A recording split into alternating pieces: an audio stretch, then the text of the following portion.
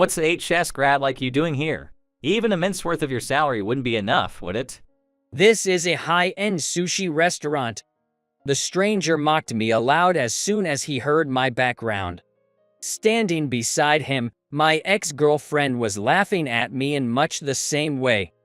I'd say their loud and crude laughter was far more inappropriate for this place. Yet my ex-girlfriend and her fiance kept jeering at me with enjoyment. There was something I realized from their conversation. Looks like I can give them a piece of my mind too. My name is Jack Smith. I've lived a comfortable life with my family. Father as a civil servant, mother as a part-time housewife, an energetic younger brother, and a kind sister. I love studying where the more effort I put in, the better results I got, and I entered a prep school near my home. I received high grades there too.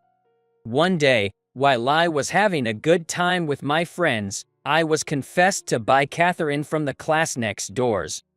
Catherine was the prettiest girl of the year, and I didn't think I was good enough for her. I assumed it was some kind of joke, but when she said, "Of course not, I confessed because I like you," I was overjoyed, and we started dating. My school life after that was probably one of the happiest times of my life. A stimulating environment where I could goof around with my friends and also motivate each other. Not to mention the time spent with my cute girlfriend. I thought these happy days would continue forever. However, it was all brutally shattered by a single phone call. It was when I had just become a third-year high school student. My homeroom teacher came into the classroom shouting, "Smith, your father collapsed at work. You have to head home right now."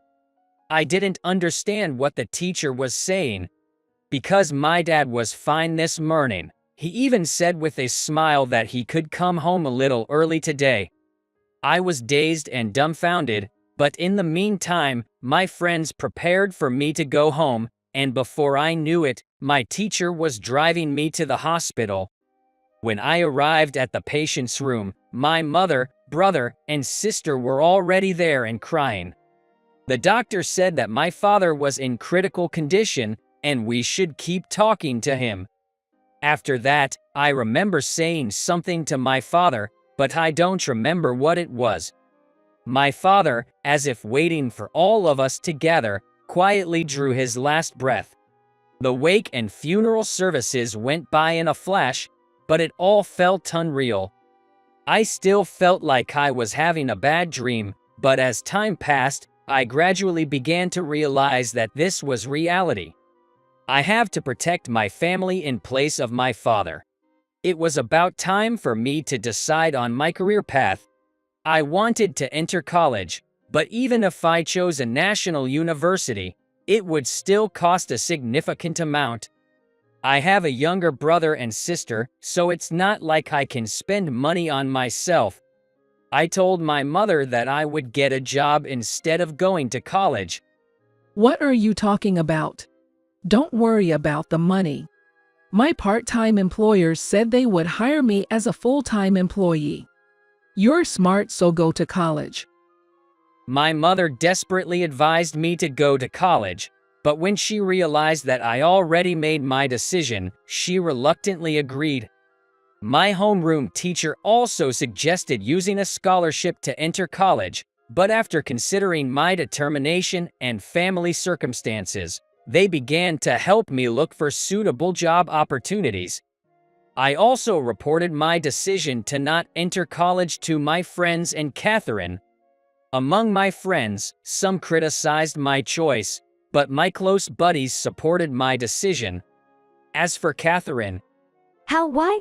You can go to a national university, Jack. Why not just use a scholarship? to Catherine, it seemed my decision to not pursue higher education was unbelievable. Well, just trying to go to college costs money, and I still have a brother and sister at home. I love studying, but I haven't really thought about what I want to be in the future, so I'm not that desperate to go to college. I lied to Catherine. The truth was that I had a dream job and wanted to go to a college where I could study specialized subjects, but considering my siblings, I had no choice but to give it up. Catherine, who did not seem satisfied with my words, became clearly disgruntled and coldly said, "What? That's disappointing. I was dating you because I saw a future in you. I can't deal with late chess graduate without ambition. Let's break up," and left. To think I'd lose both my father and my beloved girlfriend. But it seems like Catherine wasn't after me but the title I might have gotten in the future. While it came as a shock, I was able to gradually recover thanks to the support of my friends. After that, with the help of my professor, I landed a job as a clerk at a great company. For the sake of my supportive friends, my teacher, and my family, I committed myself to my job. 2 years passed by in a flash, and I was to attend my coming-of-age ceremony. At the ceremony, I got to meet old friends and enjoy the lively atmosphere, but that atmosphere was shattered by the arrival of Catherine. Oh my, if it isn't Jack. I'm shocked to see you here considering your fall from grace.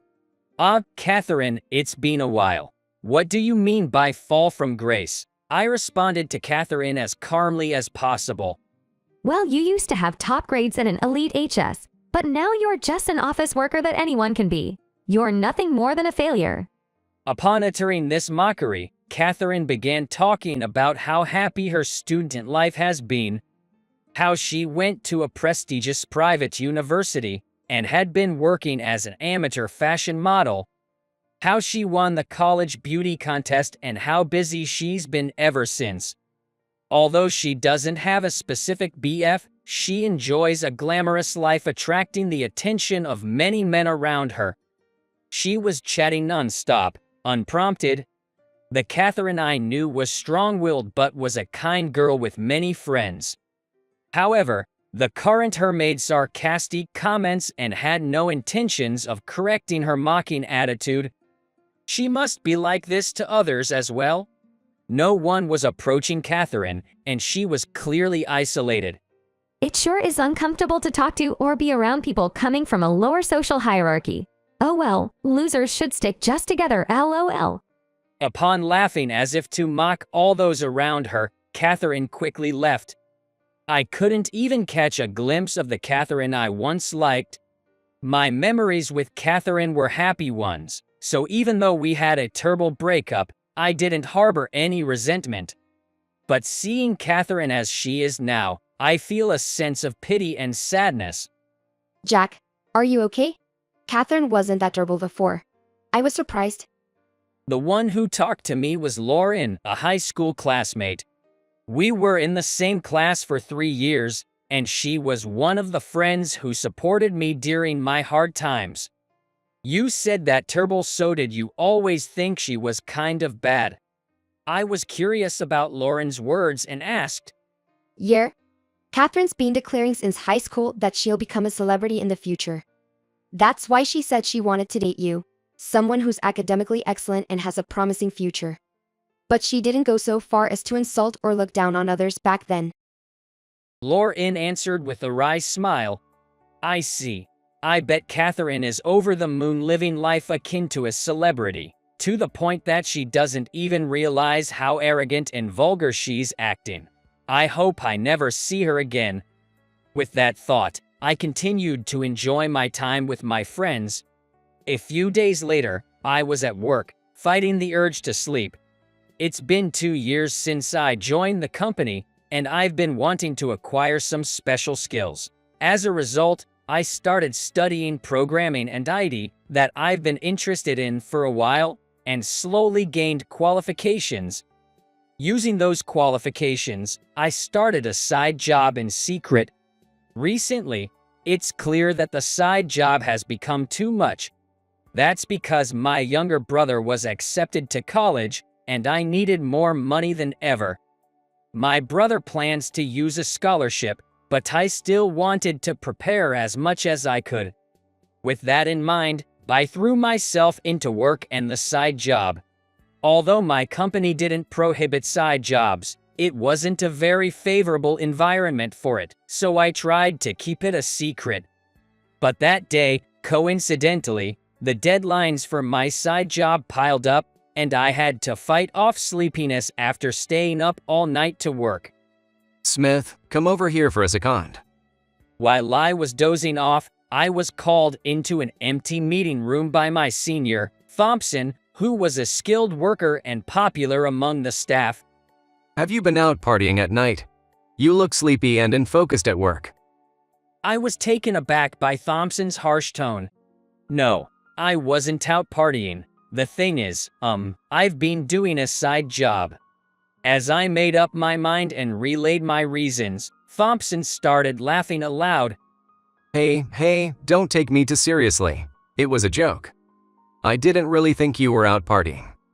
I heard that you're from a single-parent family and you have younger siblings, so I figured you must be working part-time or something. You look so drowsy that people might start to notice, so I thought I'd help you out anyway. What kind of side job are you doing? Feeling relieved by his casual attitude, I confessed that I've been studying programming and IT, and that I was using those skills for my part-time job. What? Really, Smith, you can handle administrative work, and you have those skills too. This is perfect. You're the exact kind of person I've been looking for. Thompson said joyfully and grabbed my shoulder. Actually, I've been thinking about starting a business. There are some things to prepare, so I plan to get it moving in about 2 years.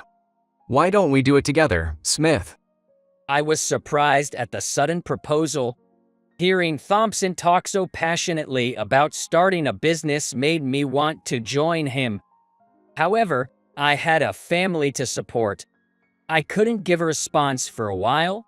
5 years have passed since then, and I was waiting for someone in a high-end sushi restaurant. Just then, Catherine walked in looking intimate with a slightly older man. I turned my face away so as not to be noticed, but Catherine quickly spotted me and approached me. Hey, aren't you Jack? What are you doing here? Did you enter the wrong restaurant? Catherine said with a mocking tone and started talking to the man next to her. Oh, this is Jack, my classmate. Remember I told you about him?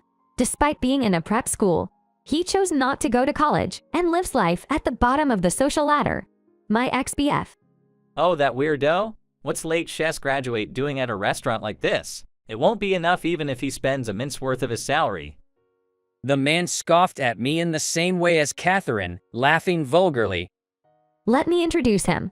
This is James Anderson. Unlike a lowly HS grad, he's an elite worker coming from a prestigious university and even has experience studying abroad. He was working for a major company until recently.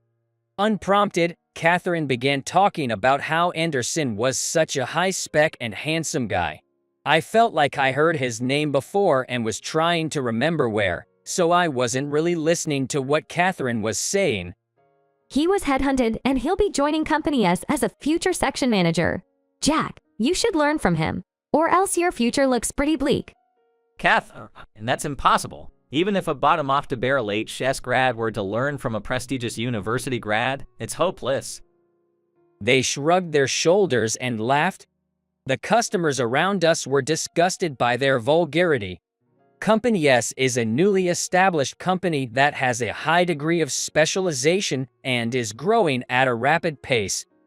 I remembered where I heard Catherine's fiance's name, and I couldn't help but laugh. What are you laughing at?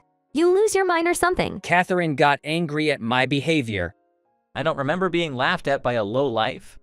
Anderson also looked clearly upset. Well, I'm sure it's annoying to be laughed at by someone you consider as inferior. So I decided to tell them why I laughed. Sorry. I thought the name James Anderson sounded familiar, and I just realized it's because he's supposed to become my subordinate. I found it funny. How? What are you talking about? Were you listening? James is joining Company S. Why would he become a subordinate of someone like you? Catherine, who seemed to think she was being mocked, had turned bright red. I heard you. I work at Company S. What? Now you're just lying in my face. You're just a clerk at some no-name company. What's with your attitude? Huh? This time, I showed Catherine, who was calling me a liar, my business card. On the card, my name was written alongside the title Information Systems Division Manager. That name. Anderson, who saw the business card, had froze. He must have at least heard the name of his future boss. Anderson's face gradually turned pale. By the way, Anderson's the one who's lying. He has no experience studying abroad. He entered university straight after HS, but he had to repeat 2 years. His previous company was a subsidiary of a large corporation, not the large corporation itself. Wait a minute, I haven't heard a word about you being headhunted or the next section manager. Didn't you come to our company through a regular interview process? Red-faced Catherine had gone speechless, while Anderson had turned even paler. The contrast was amusing. Wait a minute. Are you saying you're the general manager, and you're still in your 20s? Catherine, regaining her senses, asked. She's more interested in my position than Anderson's lie, huh? Yep. I'm one of the founding members of this company, I said with a smile. That's right. I was one of the people who helped build Company S, which was established by my senior, Thompson. Thompson was persistent and tried to convince me every day when I was still unsure of my decision. My desire to join the new business grew stronger day by day, and I finally decided to discuss it with my family. That's great. You've worked hard enough for our family, Jack. We'll be all right. You should do what you love. We're rooting for you. My mother encouraged me. Bro, I got a full scholarship.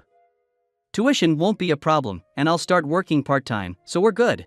Jack, I'm planning to go to nursing school. I found a way to cover the costs, so you don't have to worry. You should do what you love. My younger brother and sister also showed their support. With the encouragement from my family, I decided to start a business with Thompson, and that's what led me to where I am today. As an executive, I'm involved in management while working alongside the staff in the department that oversees the internal systems. Anderson, we're going to retract our job offer. You look down and insult people you've just met, and you lie. We don't need someone like you in our company. No, wait, sir, please. Anderson pleaded, but I gave him a hard look and said in a low voice, you wouldn't want to work at the bottom of society either, would you? If you understand, get lost. Anderson quickly left the restaurant. Your fiance just ran out. You should go after him. I told Catherine, who was standing there stunned. I don't care about him anymore. I'm going to break off the engagement with that liar.